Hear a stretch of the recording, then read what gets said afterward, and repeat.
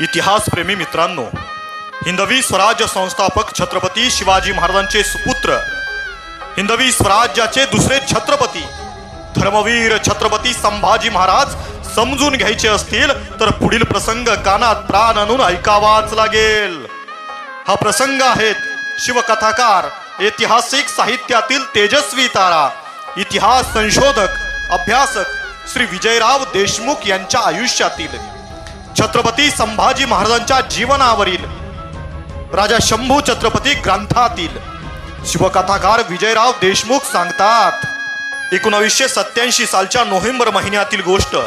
अहमदनगरला सूर्यपुत्र कर्णावरील त्रिदिवसीय व्याख्यानमालेसाठी गेलो होतो. फावल्या वेळेत अहमदनगर परिसरातील ऐतिहासिक वास्तू, कागदपत्रे, दुर्मिळ वस्तूंचा संग्रह पाहत होतो. आमचे स्नेही प्रसिद्ध इतिहास संशोधक व अहमदनगर ऐतिहासिक वस्तू संग्रहालयाचे आधारस्तंभ असलेले श्री सुरेशराव जोशी यांच्या सानिध्यात वेळ मजेत जात होता. व्याख्यानमालेच्या शेवटच्या दिवशी सकाळी सुरेशराव अचानक मला म्हणाले, विजयराव, आज मी तुम्हाला एक अद्भुत गोष्ट दाखवणार आहे. माझी उत्सुकता शिगेला पोहोचली. सुरेशरावांसोबत मी ऐतिहासिक वस्तू संग्रहालयात पोहोचलो. सुरेशरावांनी मला खुर्चीवर बसवले. टेबलवर एक दुर्बीण ठेवलेली होती. विजयराव, अवघे प्राण डोळ्यात आणून हे चित्र पहा. आणि हळूच जुन्या दौलताबादी कागदावर रेखाटलेले 17व्या शतकातील काळ्या रंगात चितारलेले एक अस्सल ऐतिहासिक चित्र दुर्बिणीखाली सुरेशरावांनी सरकवले. हे चित्र होते छत्रपती शंभू राजांचे.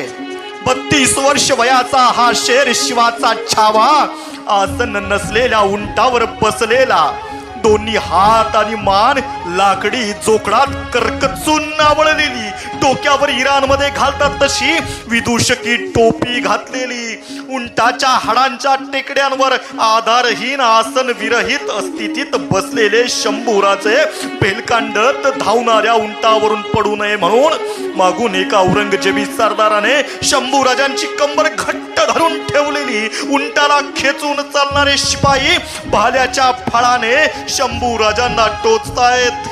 झाडावरील शिपाई शंभूराजांवर दगड भिरकावतायत. ढोल ताशाच्या कर्कश आवाजात बहादूर गडावर शंभूराजांची धिंड काढली जाते.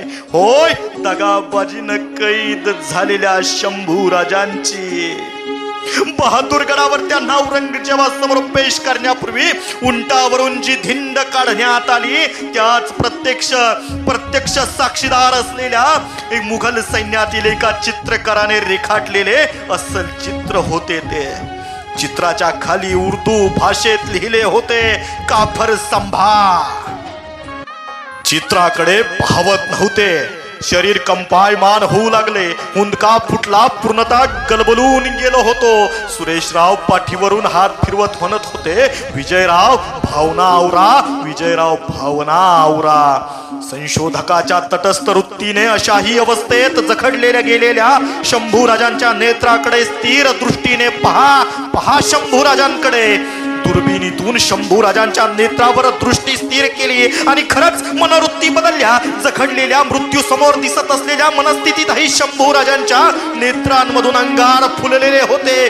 देव देश धर्मासाठी बलिदान करण्याचा निर्धार नेत्रांमधून ओसंडत होता.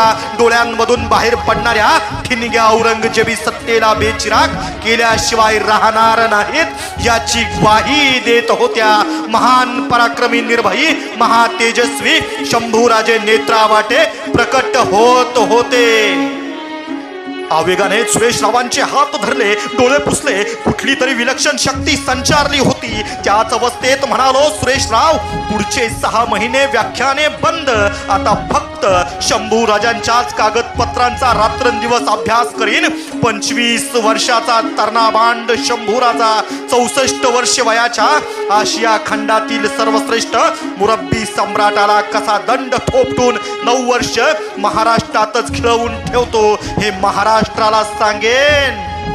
निर्धार व्यक्त करून नागपूरला परतलो. 6 महिने रात्रंदिवस कागदपत्रांच्या गरड्यात स्वतःला कोंडून घेतले. केवढे आश्चर्य! उत्तरकालीन बखरकारांनी रंगवलेला रंगेर बाहेर ख्याली मद्यपी अदूरदर्शी शंभूराजा अस्सल कागदपत्रांच्या प्रकाशात कुठेच दिसत नव्हता. तर शत्रूच्या गोटातील अस्सल फारशी कागदपत्रांतून व्यक्त होत होता फक्त आणि फक्त शत्रूला सळो की पळो करून सोडणारा, शत्रूच्या अंतकरणात धडकी भरवणारा, शत्रूचा थरका पुढवून देणारा शेर शिवाचा तेवढाच शेर छावा शंभू राजा, शंभू राजा, शंभू राजा.